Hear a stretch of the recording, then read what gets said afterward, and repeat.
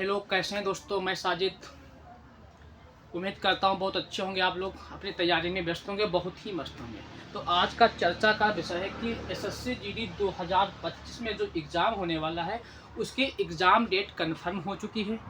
तो हम आज उसके बारे में बात करेंगे। इसका पेपर मेरे भाई कब होने वाला, कब से एग्ज़ाम इसका शुरू होगा और कब इसका पेपर ख़त्म होगा। और हम बात करेंगे अब कम समय में कैसे करें तैयारी जिससे हो आपका सिलेक्शन सुनिश्चित। इन सारी बातों पे आज हम चर्चा करेंगे कि एसएससी जीडी का 2025 में कब से एग्ज़ाम शुरू होने वाला है और अब कम समय में कैसे करें एग्ज़ाम की तैयारी जिससे सिलेक्शन हो 110% सुनिश्चित। तो मेरे भाई 2025 में जो 40,000 लगभग वैकेंसी का एग्ज़ाम होने वाला है, ये भाई 4 फरवरी 2025 से एग्ज़ाम स्टार्ट होगा और 25 फरवरी तक इसका एग्ज़ाम होने वाला है। 25 फरवरी 2025 तक इसका मेरे भाई एग्ज़ाम होगा, जिसमें बीच में 1, 2, 3 छुट्टियां भी शायद हैं। ठीक है, वो लगातार कंटिन्यू आपको 3 से 4 शिफ्टों में रोज़ पेपर होगा। ठीक है, ये पेपर आपका 4 फरवरी 2025 से 25 फरवरी 2025 तक एग्ज़ाम कराया जाएगा। ठीक है, इसके लिए आपकी एग्ज़ाम डेट कंफर्म हो चुकी है। अगर हम आगे की बात करें कि अब कम समय में कैसे करें तैयारी ताकि सिलेक्शन आपका हो बिल्कुल 100% सुनिश्चित। तो मेरे भाई ध्यान रखना, आज की अगर हम बात करें, आज 20 नवंबर है। क्या है, आज हम बात करें 20 नवंबर है, तो मेरे भाई 10 दिन बचे हुए नवंबर के हैं, 31 दिन दिसंबर के, 31 दिन जनवरी के। ठीक मेरे भाई, और फिर फरवरी में तो पेपर एग्जाम आपका 30, 60, 10, 70 दिन आपके पास शेष बचे हुए हैं।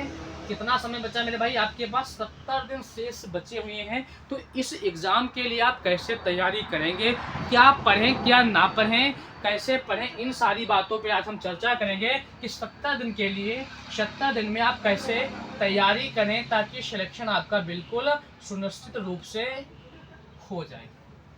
तो सबसे पहले हम बात करेंगे कि इसमें क्या क्या पूछा जाता है। हालांकि सारे बच्चों को पता होगा कि इसका सिलेबस क्या है, लेकिन हम एक बार फिर से बात करेंगे कि इसमें क्या क्या पूछा जाता है। तो मेरे भाई 20 नंबर की मैथ पूछी जाती है, 20 नंबर की जीके पूछी जाती है, 20 नंबर की हिंदी या इंग्लिश पूछी जाती है। जो आपका मन करे, हिंदी करना चाहे तो हिंदी कर सकते हैं, इंग्लिश करना चाहे तो आप इंग्लिश कर सकते हैं। और 20 नंबर की रीजनिंग पूछी जाती है। टोटल आपके 80 प्रश्न इस एग्जाम में पूछे जाते हैं। ठीक है, टोटल प्रश्न 80 प्रश्न पूछे जाते हैं, जो आपका 1 घंटा समय रहता है। 80 प्रश्नों के लिए 160 अंक होते हैं, प्रत्येक प्रश्न 2 अंकों का होता है। अगर हम नेगेटिव मार्किंग की बात करेंगे तो इसके लिए 1/8 पिछली बार नेगेटिव मार्किंग इसकी रही थी। क्या रहा था, नकारात्मक अंक कितने काटे गए थे, 1/8। लेकिन इससे पहले जो एग्जाम होते थे मेरे भाई, उसमें 1/4 की नेगेटिव मार्किंग रही थी। इस बार कितनी थी, 1/8 का नकारात्मक अंक काटा गया। तो सिलेबस में क्या है, 20 नंबर की मैथ है, 20 नंबर की जीके, 20 नंबर में हिंदी करना चाहे हिंदी कर सकते हैं, इंग्लिश करना चाहे इंग्लिश करते हैं। वो आप पे डिसाइड करता है कौन सा सब्जेक्ट आपको करना है। ठीक है, अब 20 नंबर की रीजनिंग। तो मेरे भाई हम कहना ये चाह रहे हैं कि 20 नंबर मैथ में तो आपको आसानी से, कितना भी कोई बच्चा कमज़ोर क्यों ना हो, कि इसकी जो मैथ होती है बहुत आसान आती है, बहुत ही आसान आती है। ठीक है, तो 20 नंबर में प्रत्येक बच्चे का टारगेट होना चाहिए कि 15+ बच्चा तो मैथ कन्फर्म सही ही करे। कितना सही करे, 15+ ही मैथ सही करे। अगर जीके की बात करें मेरे भाई, तो जीके में भी आपके भाई 10 से 12 क्वेश्चन होने ही चाहिए सही रूप से, 10 से 12 ही होने चाहिए। अगर हम कहने को क्या कह सकते हैं कि जीके में 15 सही कर लोगे 18, तो ये गलत बात होगी। जीके में कितने होने चाहिए, 10 से 12 क्वेश्चन सही भी होने चाहिए। अगर हिंदी की बात करें तो हिंदी में मेरे भाई टारगेट पूरा 20 का 20 होना ही चाहिए। कितना होना चाहिए, 20 का 20। अगर आप हिंदी में ही गलती करेंगे तो फिर किस सब्जेक्ट में अंकों को आप गेन करेंगे। तो हिंदी में तो 20 के 20, एक आध गलती होती है वो अलग की बात है। अगर हम रीजनिंग की बात करें तो रीजनिंग में भी भैया कि 18 से 19 क्वेश्चन आपके सही होने ही होने चाहिए, क्योंकि रीजनिंग भी एक आसान सब्जेक्ट होता है। आप रीजनिंग में भी आसानी से क्वेश्चन कर सकते हैं।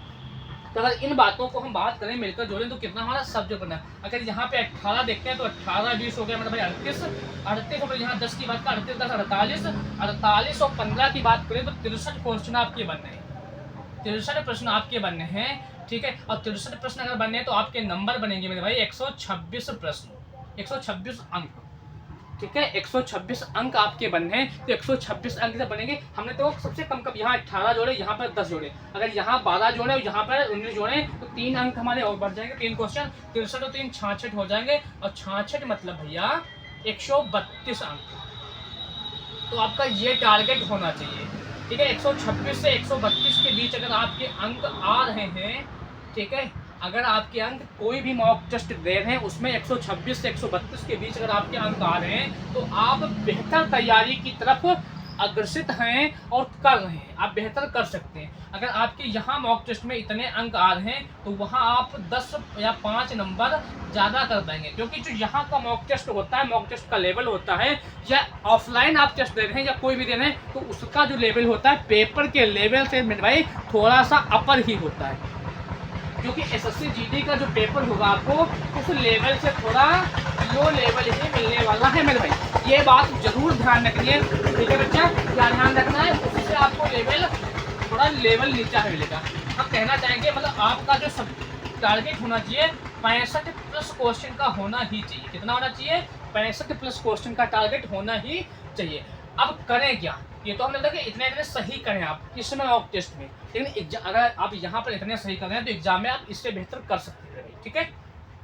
अब क्या करें कि कैसे इतने नंबर हम कर सकते हैं, तो रोज कम से कम एक मॉक टेस्ट सॉल्व करें। क्या करना है मेरे भाई? रोज आपको एक मॉक टेस्ट सॉल्व ही करना है।